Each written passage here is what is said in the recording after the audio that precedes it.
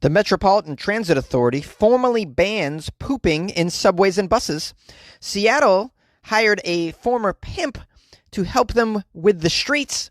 And a man discovers a brain washed ashore on a beach. These are the weird stories for Wednesday. This is Weird AF News, and I'm your host, Jonesy. This is the only daily weird news podcast hosted by a comedian. I'm very pleased that you're here with me today. I got 3 stories from around the world. They're pretty weird. I like them. Let's see if you do. Hey, mainstream news. Listen to Weird AF News with Jonesy. The Metropolitan Transit Authority will formally ban pooping in the subways, in the buses. I don't know what took them so long. I wish they had banned pooping in the subways and buses when I lived there from 2005 to 2016. But, you know, some people are late to the game. They let the citizens do whatever they feel like on public transportation for a little while, just to see how it plays out. It shouldn't take a genius, though, to know, if you've ever ridden a New York City subway or a bus, that something should be done about the pooping. And how about the exposing of genitals on those things, which I've seen multiple times. I've seen pooping and genital exposition on the MTA on a few occasions. So I'm happy they're getting their shit together. Let's get into the article a little bit. Maybe there's some history here that's worth exploring. Maybe we can find out why it took them so long to ban shit on the subways. That you're not supposed to do this should go without saying, but the MTA has decided it needs a rule explicitly banning defecating on the subway. The new rule is on the agenda for an MTA meeting this week. The rule will ban defecating on the city's subways, buses, and transit facilities. Transit rules previously mandated $100 fines for strap hangers who, quote, create a nuisance, a hazard, or an unsanitary condition, including but not limited to spitting or urinating. Oh, in fact, I do know an individual, an old friend of mine, who did get fined for spitting on the subway tracks. And he was, man, he never stopped talking about that. He was so pissed off about that situation. And I agreed with him. It's just ridiculous considering people are pooping everywhere and peeing everywhere. So, like, who cares? Now, creating an unsanitary condition surely includes pooping, but MTA officials think they have to be more specific. They really got to be specific. And you do because people are dumb, so you got to get very specific. And the dumber your people, the more specific you have to get. It's like when you buy a kiddie pool. You know those little pools that are about 1 foot deep? You have to put no diving in the center of those kiddie pools. You got to get very specific because dummies will try to dive in a foot-deep pool and break their neck. It says here, transit workers, as you can assume, have struggled for decades with destitute strap hangers soiling the train cars and buses with their human waste. Unsightly. In September, a train operator, well, it is September 7th specifically, a train operator was reportedly soiled with bodily fluid from a customer. Oh my goodness. They got peed on? Is that what they're saying? Oh, on the L line. Oh boy. The fact that the MTA has to pass a rule against defecating in a subway car says a lot about the environment we work in down there, says a local union transport worker. We don't ride for 20 minutes and then go upstairs. We're down there for entire shifts. You got to see. A rule is nice. A more visible police presence on platforms and trains would be even better. Metropolitan Transit Authority officials in April implemented new emergency rules in response to the pandemic that included the poop ban, as well as ones that barred passengers from taking large shopping carts on the trains. Oh yeah, people take shopping carts. I've seen people bring on the most outrageous items onto the train. Like what, Jonesy? I don't know, like a big wheel from 1989. I mean, do you guys know what a big wheel is? I think people from other countries are Googling big wheel right now.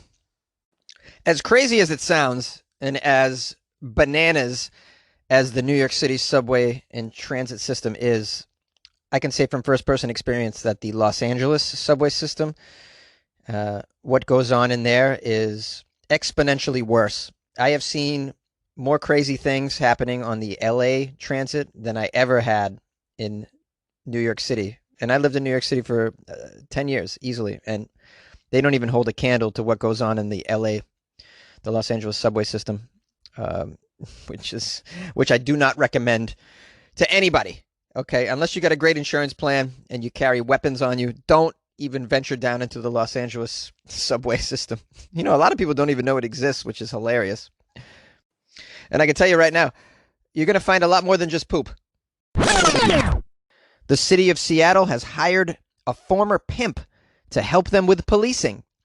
Andre Taylor has a new job as the city of Seattle's street czar after he signed a deal to provide city leaders with recommendations on alternatives to policing the streets.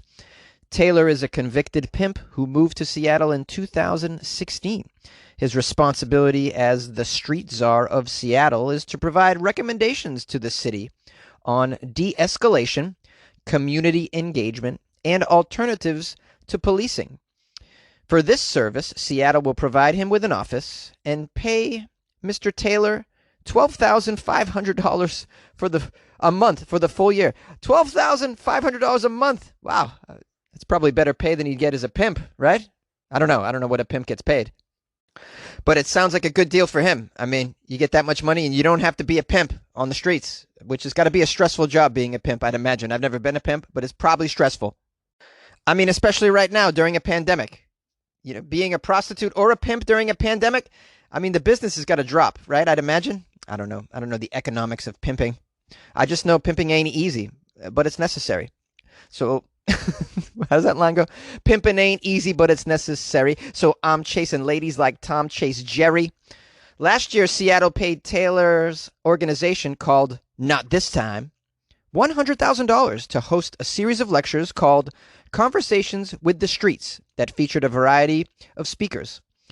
In an interview, Mr. Taylor said that he's being paid for a particular genius in a particular area, including the fact that he can speak to gang members, he can speak to pimps, and he can speak to prostitutes who normally won't sit down with anybody else. They certainly won't sit down and have conversations with the police or politicians. So that's where Andre steps in. He can connect these people. And I think this is brilliant for Seattle to try something like this. You get somebody from the streets to help you with working with the streets. And by working with the streets, I don't mean like policing the streets. I mean working with the streets to come up with solutions that work for all parties involved. Clearly, Seattle has a situation going on, and it's really boiling over. So desperate times cause for desperate measures. Obviously, hiring a former pimp is a desperate measure, but he's somebody that's clearly credible. They've hired his organization in the past. It sounds to me like he knows what the hell he's doing.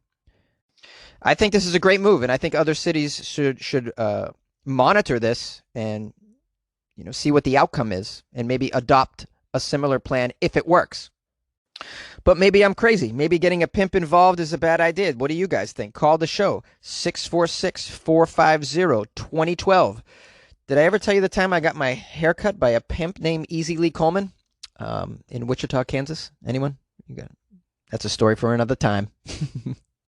But it's true. It's absolutely true. You like podcasts? You're listening to my podcast. Maybe you thought to yourself, I'd like to make a podcast. Too difficult. No, not with Anchor. Anchor has free creation tools that allow you to record and edit your podcast from your phone or your computer.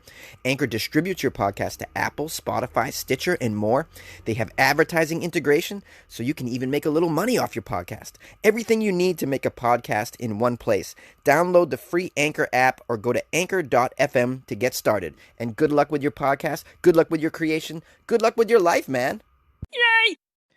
A man is shocked to discover a brain washed up on the beach. Where did this brain come from? Whose brain is this? The mystery behind the brain that washed up on the beach. Let's get into the story. A Wisconsin man was strolling along the beach, along the shore, enjoying the sunset, gathering his thoughts, thinking about the pandemic and where he'd rather be. He was then stunned after discovering an animal brain wrapped in aluminum foil had washed up on the shore. How do you know it's an animal brain? Couldn't it be a human brain? James Senda was hunting for sea glass. Sea glass. James just having a good old time by himself, hunting for sea glass to bring home to his dogs. He was at Samuel Myers Park in Racine, Wisconsin, when he came across a package wrapped in aluminum foil with a pink rubber band wrapped around it. It was in the shape of a brick. Suspecting the package contained money or even drugs, and overcome with curiosity, James unwrapped the package, only to discover a brain, along with pink flowers and some foreign money. That's so bizarre. Pink flowers and foreign money. What country is the money from, James? Tell us. Here's a quote. When I first opened it, I think I was so shocked it didn't click what it was right away. I walked up to some city workers nearby and I was like, "Hey guys, I think I just found a brain. Did I just find a brain? You want to take a look at this?" James wasn't sure what or who the brain belonged to. And what about the money? The police said that the brain did not belong to a human, but medical examiners are unsure what animal it actually came from. Well, it's a relief to know it's not from a human, although that makes a more interesting story, and we'd have to dive deeper. And then a case would have to be opened about the mystery of the brain that washed up on the beach. Some member of the community suspect the brain may have been part of a send-off ritual for the dead, which includes items such as money and flowers they can use in the afterlife, but no one can explain the brain exactly. The brain was in great shape, not decomposed at all, larger than the size of James's extended hand. James says, "I'm glad I'm the one who found it, I'll tell you. Imagine a grandma or a mom or a child that was playing nearby was the one who saw and unwrapped that brain. I mean, I'm 47 and I'm freaked out about it. I tell you, it's crazy. I mean, imagine a grandma opening it, or what about a blind person opening it and then having to feel around and discovering that it's a brain while handling it. I mean, I barely touched the thing. I was frightened, of course. And then what about the money, man? The money and the flowers. What is this, a care package? Someone sent somebody a brain and flowers and money in a pandemic care package. They just floated it out to the ocean and hoped it landed on the right beach to somebody that could use such items. I can't wrap my head around it, man. I am freaked out. I've been telling everybody. I took a photo and put it on my Instagram. People are freaking. I tell you right now, I hope we find out what kind of animal this is from.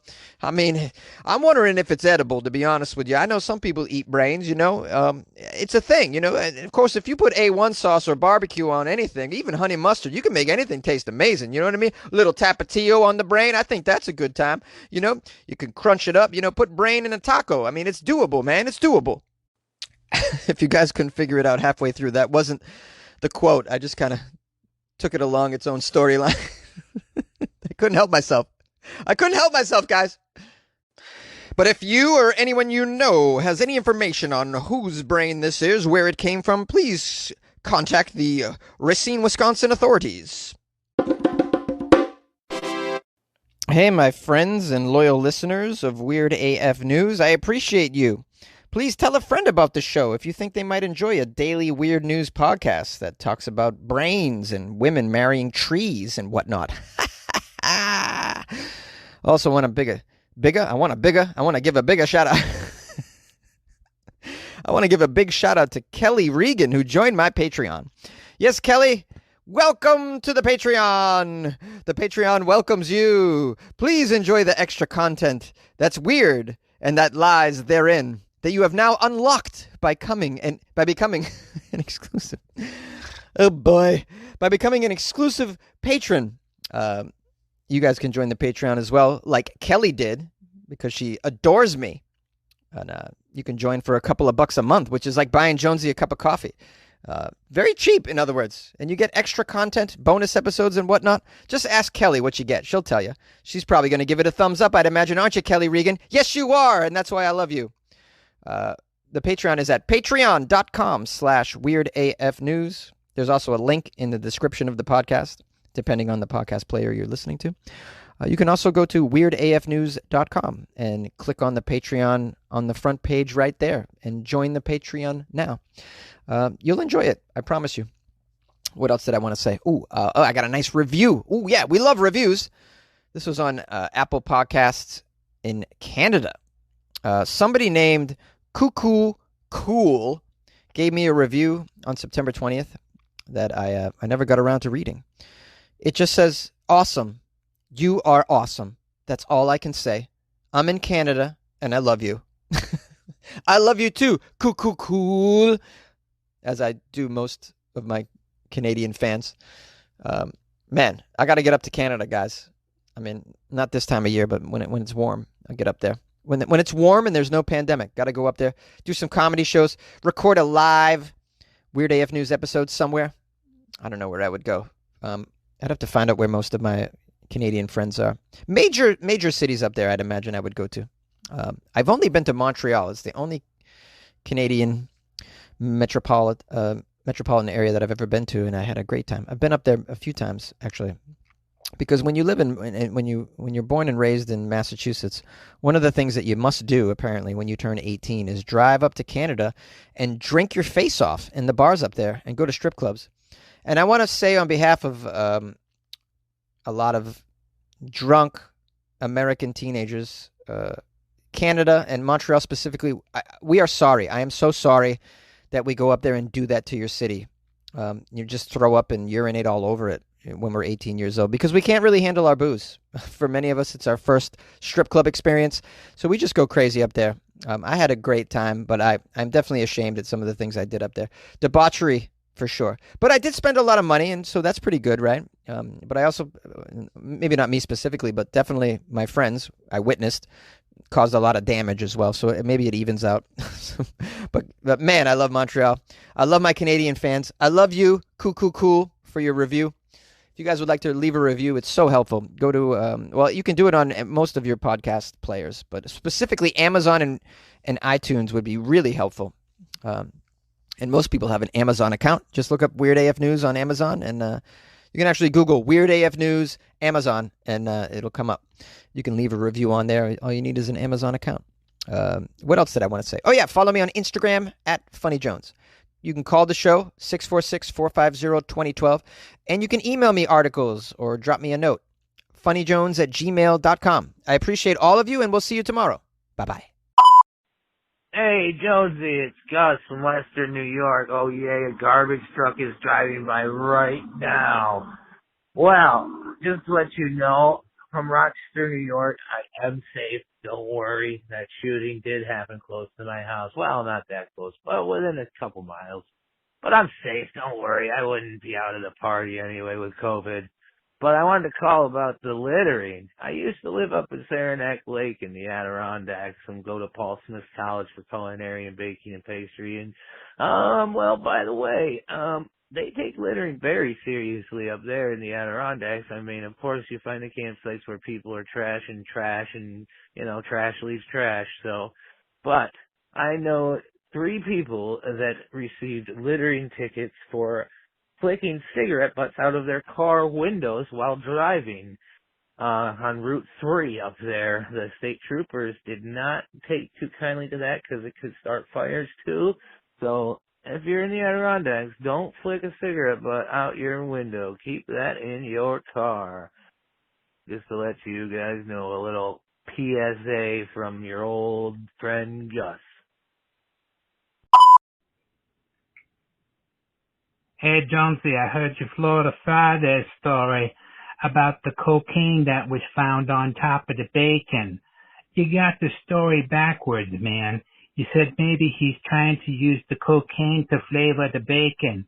You said something about apple-flavored bacon, you know, like maple-flavored bacon and black pepper-flavored bacon.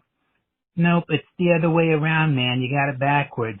Everything is bacon-flavored. Bacon-scented candles, bacon-flavored coffee, bacon-flavored everything. Bacon-flavored apples, bacon-flavored tuna. Everything's bacon-flavored. So he was making bacon-flavored cocaine. I mean, who could resist anything that's bacon-flavored? That's what it was, man. Bacon-flavored cocaine. You couldn't resist that if you were looking to sell that on the corner. Man, who's gonna miss out on that? Bacon.